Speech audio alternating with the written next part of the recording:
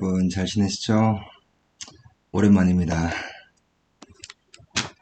네, 오랜만입니다, 여러분. 오늘은 소요리 문답 신문, 이제 신문이네요. 언제 100개까지 다 채우지? 오늘은 창조의 일 중에서 사람의 창조에 대해서 함께 나눠볼 겁니다. 신문은 이렇게 이야기합니다. 질문을 해요. 하나님께서 사람을 어떻게 지으셨나요? 그 대답은 하나님께서 사람을 남자와 여자로 지으셨다라는 겁니다. 그래서 자신의 형상을 따라 지으셨고 지식과 공의와 거룩함이 있어서 그리고 모든 피조물을 주관할 통치권을 부여하셨습니다. 그러니까 하나님께서 자신의 지식과 공의와 거룩함을 자신의 형상을 따라서 지식, 공의, 거룩함을 남자와 여자에게 주었다라는 것을 이야기합니다. 그리고 모든 피조물을 주관할 수 있는 통치권을 부여하셨다라고 성경은 말하고 있습니다. 오늘 소요리 문답은 또 그렇게 이야기를 해요. 이 하나님께서 사람을 만드셨을 때 자신의 형상을 따라 만들었다라고 이야기하는 이 부분이 제일 중요합니다. 이게 제일 1번으로 중요합니다. 그래서 자신의 형상을 따라 만들었다. 이게 무슨 말이냐면 이게 굉장히 되게 추상적이라서 말이 이해하기가 좀 어려울 수 있어요. 이 형상이라는 말이 히브리어로 이제 젤렘이라고 합니다. 맞을 거예요. 맞나? 젤렘이라고 하는데 이 젤렘이라는 말은 사실 우상이라는 뜻이에요. 여러분 예전에 그 시골 같은 데 가보면은 산에 이렇게 돌탑 같은 거 이렇게 쌓아놓은 거 보신 적 있을 거예요. 막 이렇게 돌탑 같은 게 쫙 쌓아놓고 여기 돌탑에다가 이제 뭔가 천 같은 거 이렇게 걸어놓고 이제 이것을 섬기는 지방신이 있다, 산신이 있다라고 이야기하는 그런 것들을 들어본 적이 있을 겁니다. 또 약간 여러분 기아대장군 이런 거 본 적 있나요? 이렇게 얼굴 이렇게 험상궂게 생겨가지고 막 얼굴 이렇게 험상궂게 생겨가지고 막 이런 천하대장군 막 이렇게 갓 같은 거 쓰고 있고 막 이런 거 보신 적 있을 거예요. 이렇게 두 개씩 세워져 있잖아요. 눈 부리부리 해가지고 막 이렇게 부리부리 해가지고 이런 천하대장군, 지하대장군 같은 걸 보면서 사람들이 이제 이런 것들을 그러니까 이 지역을 관장하는 그 수호자의 의미로 새기기도 하죠. 여러분 그 혹시 웹툰 중에 신과 함께라는 웹툰 보신 적 있나요?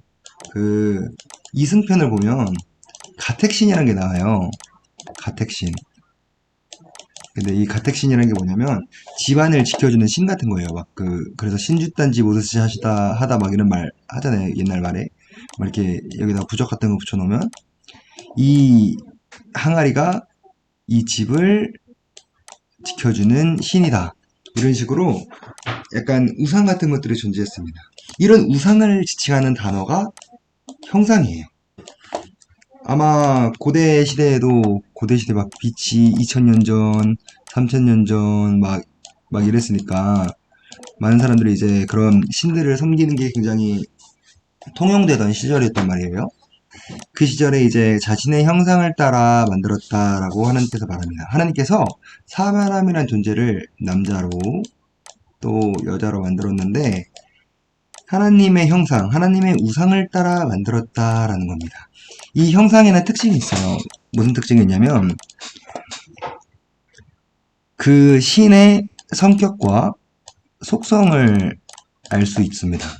두 번째로는 이 우상을 보면서 이곳을 이 신이 다스리는구나 라는 것을 통치한다는 것을 또 알 수 있죠.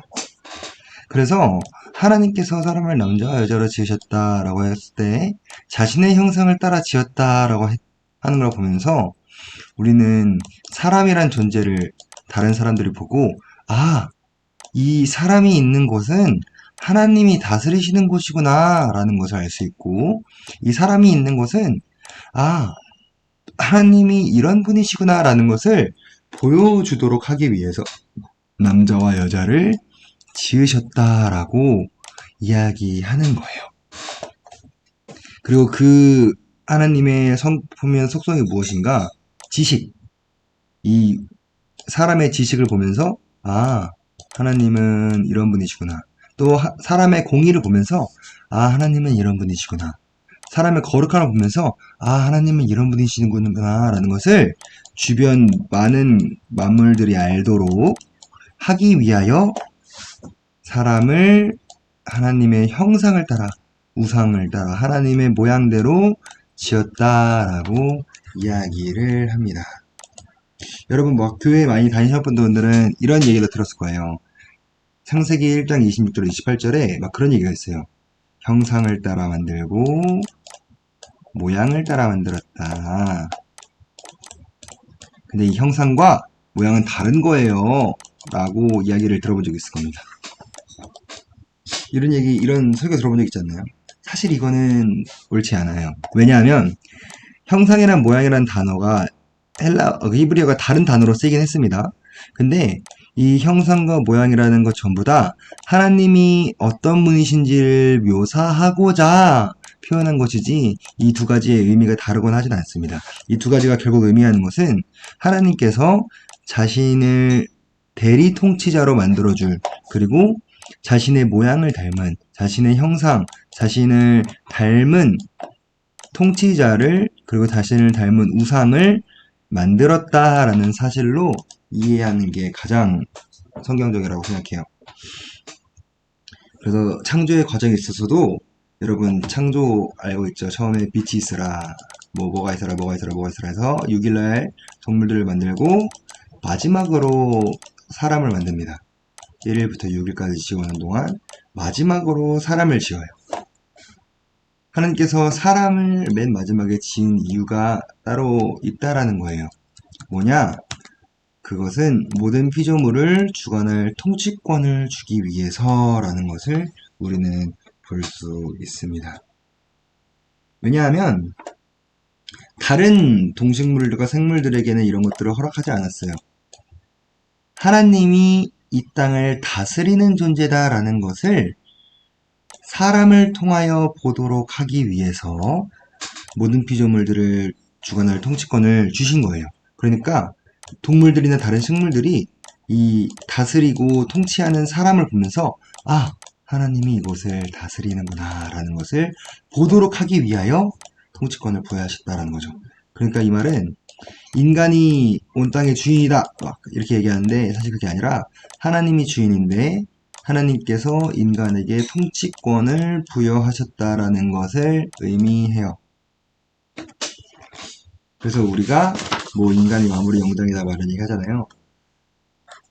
하나님께서 사람을 모든 만물을 통치할 수 있는 대리 통치자로 부르신 겁니다. 그러면 한 가지 더 이야기해 봅시다. 하나님께서 어떠한 속성을 가지고 계실까요? 사람에게 주신 그 하나님을 닮은 모습은 무엇일까요? 그것은 세 가지입니다. 지식, 공의, 거룩. 이것은 인간에게 특별히 있는 거예요. 동물들이 척척 박사가 되는 일은 없습니다. 그쵸? 동물들이 동물 학교를 세우고 초등학교, 중학교, 고등학교 나와서 대학교 들어가서 석사하겠다고 박사하겠다는 동물은 세상에 존재하지 않아요.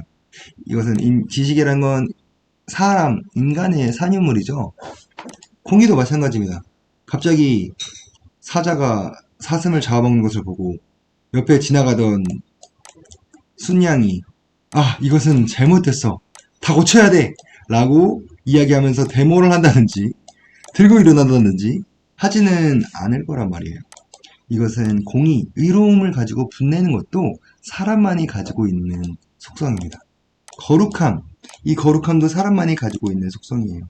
이 깨끗하고 무언가를 숭배하고 무언가를 따르는 것, 구별되어진 것, 다른 존재와는 구별되어서 살아갈 수 있는 것, 이것이 거룩이라고 하잖아요.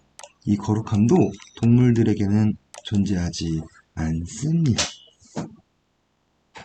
이것은 영을 가지고 있는 존재가 가지고 있는 영이라는 속성을 지닌 그 존재가 가지고 있는 고유한 특성이에요. 지식, 공의, 거룩함.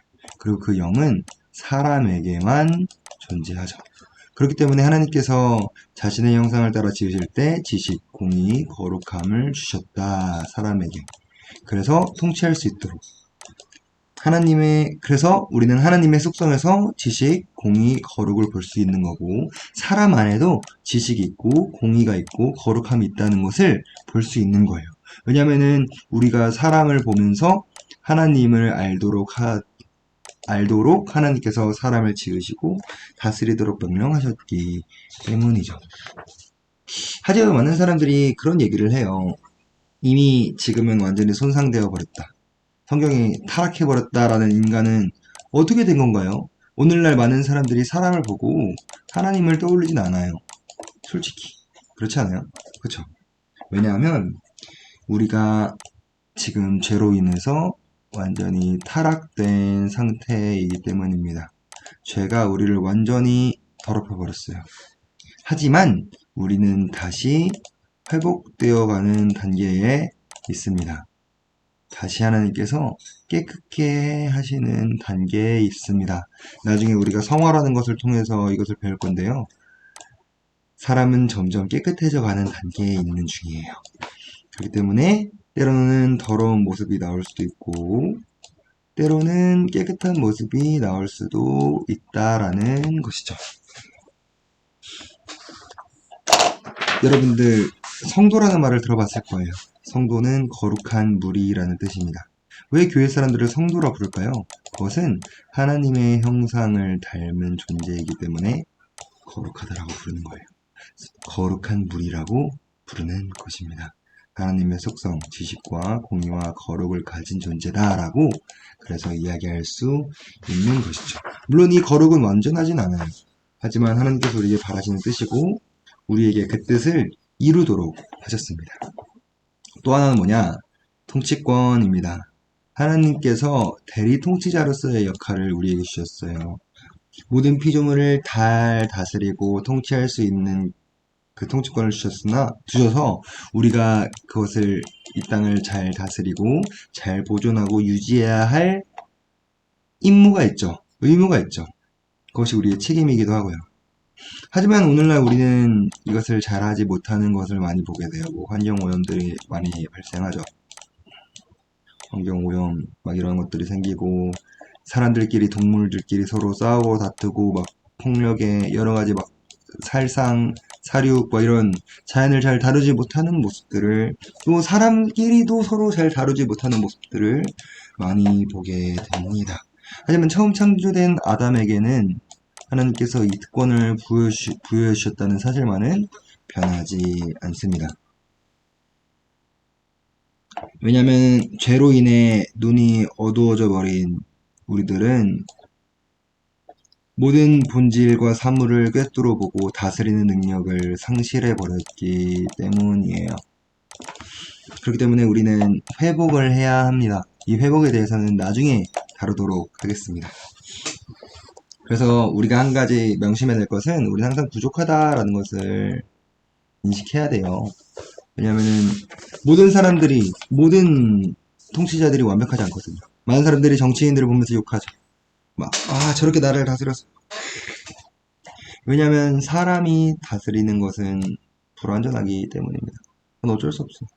우리는 하나님의 완전한 통치가 이 땅에 오기를 소망하고 지금 이 땅을 통치하는 통치자들이 하나님의 통치를 닮아가기를 항상 기도하고 중보할 수밖에 없습니다. 그것이 우리가 가장 해야 하는 첫 번째 일이자 첫 번째 기도인 것이죠. 하나님께서 세 번째로는 남자와 여자로 만드십니다. 왜 굳이 하나님께서 사람을 남자로 또 여자로 지으셨을까요? 이것에는 목적이 있습니다. 여러분 중에 결혼하신 분들이 계실지 모르겠어요. 물론 청소년부 친구들은 결혼 안 했을 거고 저도 아직 결혼을 하지 못했지만 제가 정의하는 결혼의 정의는 이것입니다. 결혼이란 뭔가 하나님과 이스라엘 백성들이 다시 만나는 것을 보여주는 예표다 라고 저는 정의해요. 예수 그리스도가 신랑이 되고 그리고 사람들이 신부가 되어서 함께 하게 되는 그 어린 양의 잔치에 함께 동참해서 결혼식을 치르게 되고 완전히 하나가 되는 것, 한 가족이 되는 것, 이것을 미리 보여주는 것이 결혼이라고 저는 정의를 합니다. 저는 성경이 이렇게 이야기한다고 생각해요. 그래서 성경이 정말 많이 이야기하죠. 예수 그리스도를 신랑, 사람을 신부로 굉장히 많이 비유합니다. 사실 서로 전혀 모르던 한 남자와 여자가 만나서 하나가 된다는 것은 정말 힘든 일이에요. 사실 같은 방향을 바라보고 같은 가치관을 정하고 같은 목표를 세워서 같은 행복을 추구하는 것이 정말 어려운 일이죠. 그래서 제가 결혼을 잘 못하는 것 같기도 하고. 어쨌든 그냥 결혼이라는 게 그냥 단순히 그냥 애기 낳아서 잘 행복을 잘 먹고 잘 살고 잘 키우고 이게 전부가 아닙니다. 그렇기 때문에 결혼을 한 다음에 막 자녀에게 의존하고 막 다른 돈에게 의존하고 다른 것들에 의존하게 되는 이유가 이 가정의 진짜 의미를 온전히 알지 못하기 때문이에요. 그렇기 때문에 막 부모들이 자녀들에 집착해서 자녀들이 힘들어하고 자녀들이 또 부모님에게 집착해서 막 매달려서 힘들게 하고 이런 것들이 사실은 올바른 것이라고 할 수 없죠. 남자와 여자는 서로 남자와 여자는 서로를 도와. 에베소서 말씀에 보면은 남편은 아내를 교회를 위해 자신을 목숨을 던지는 것처럼 아내는 남편을 예수 그리스도를 섬기는 것처럼 서로에게 충성을 다할 것을 이야기합니다. 하나님 앞에서 청지기로서 어떻게 살아갈 것인가에 대한 삶을 항상 고민하고 생각해야 한다라는 것이죠. 그래서 가정을 이루었으면 그 가정을 통해서 하나님의 나라가 드러나야 해요. 왜냐하면은 이 가정이 제가 아까 얘기했지만 하나님과 이스라엘 백성들이 다시 이어지는 예표, 또한 그리스도가 죄를 지은 사람들과 다시 하나가 되어지는 그 천국 잔치, 그 어린 양의 잔치의 모형과 같은 것이기 때문입니다. 그렇기 때문에 세상 가운데서 이 가정이 어떻게 살아가는가, 그 가정의 역할은 굉장히 중요합니다. 결혼을 준비하거나 가정에 대해서 깊은 생각이 있으신 분들은 반드시 기억하세요. 하나님께서 예수 그리스도와 사람들에게 하나가 되어가는 그 과정 가운데 가정이 있기 때문에 당연히 고난이 있고 어려움이 있고 힘듦이 있을 겁니다. 하지만 그 가운데서도 그리스도인이라는 그 정체성을 잃어버리지 말고 예수 그리스도와 사람의 연합하는 그 연합의 과정이라는 사실을 반드시 그것을 보여주는 모형이라는 사실을 기억하세요. 나중에는 결혼이 의미가 없어질 거라고 해요. 예수님께서 나중에 죽은 사람들이 다시 부활하면 결혼 어떻게 합니까? 라는 그런 바리새인들의 질문에 이렇게 대답을 합니다. 아니, 나중에 부활하면 결혼은 없을 겁니다. 사두개인들의 질문이죠. 결혼은 없을 겁니다. 결혼은 없고 모든 사람들이 천사와 같이 될 것입니다. 그 이유가 뭐냐면 결혼을 더 이상 할 필요가 없는 게 이 결혼의 완성인 예수 그리스도와 사람의 연합이 다 이루어졌기 때문에 남자와 여자의 결혼이 더 이상 의미가 없는 것이 되는 것이죠. 그렇기 때문에 우리는 이 가정의 목적이자 이 가정의 필수 요소인 연합, 그리스도와 사람이 연합하는 것이 결혼의 모형이다. 라는 것을 항상 기억하며 살아야 합니다. 그렇기 때문에 어떤 사람들은 결혼이 마치 인생의 전부인 것처럼 얘기하지만 이 이유가 더 중요해요. 이 가정은 어떤 원리를 가지고 무엇을 목적으로 삼을 것인가를 확실히 해야 합니다. 하나님의 형상을 따라서 지식과 공의와 거룩함을 가정이 잘 드러내고 모든 피조물을 주관할 통치권을 부여했으니 이 하나님의 통치권과 예수 그리스도의 통치 방식을 닮아서 낮은 자를 섬기고 낮은 곳으로 가는 그 예수님의 통치를 닮아서 세상 가운데 그 영향력을 행사하는 것. 이것이 우리가 결혼을 해서 이루어야 될 가정의 가장 좋은 모델이죠. 한 가지만 더 이야기를 하고 마쳐보도록 할게요. 많은 사람들이 그냥 사람의 존재는 잘 먹고 잘 사자. 그냥 잘 먹고 잘 살자로 끝납니다. 아니요. 이것이 궁극적인 의도가 되면 안 됩니다. 죄송한 말씀이지만. 우리의 궁극적인 목표는 우리가 소리문답 1문에서 얘기했던 것처럼 모든 인간의 가장 주된 목적, 하나님을 영화롭게 하고 그분을 즐거워하는 것. 이것이 가장 큰 이유와 목적이 되어야 합니다. 하나님을 영화롭게 하고 즐거워하는 것. 이것이 목적이 되지 않으면 모든 가정은 다 무너질 수밖에 없게 되어 있어요. 하나님께서 가정을 그렇게 만드셨기 때문이에요. 이것은 예외사항은 없습니다. 다 그렇게 될 수밖에 없어요. 그렇기 때문에 우리는 하나님의 영광을 이루고자, 또 하나님의 영광을 기뻐하고 즐거워하며 누리고자 우리는 창조되었다는 사실을 기억해야 합니다. 이렇게 창조의 부분을 마쳤습니다. 하나님께서 사람을 지으셨을 때 지식, 공의, 거룩함으로 하나님의 형상을 지었다. 자신을 닮은 우상을 지어서 남자와 여자를 보면서 하나님이 이것을 다스리시는구나. 하나님은 이런 분이시구나 라는 것을 사람을 통해서 알게 하셨다. 그리고 남자와 여자로 지으신 이유는 그리스도와 사람의 연합을 보여주고자 하는, 하나님과 그 백성들의 연합을 보여주고자 하는 모형을 보여주기 위하여 결혼을 하도록 하나님께서 지으셨다라는 사실을 여러분들이 기억했으면 좋겠습니다. 다음 주에는 이제 섭리 부분 할 건데요. 이 섭리 부분부터는 아마 이해하기 어렵거나 공감하기 어려운 부분들이 좀 많이 나올 거예요. 한번 다음 주에 같이 나눠보도록 합시다. 감사합니다.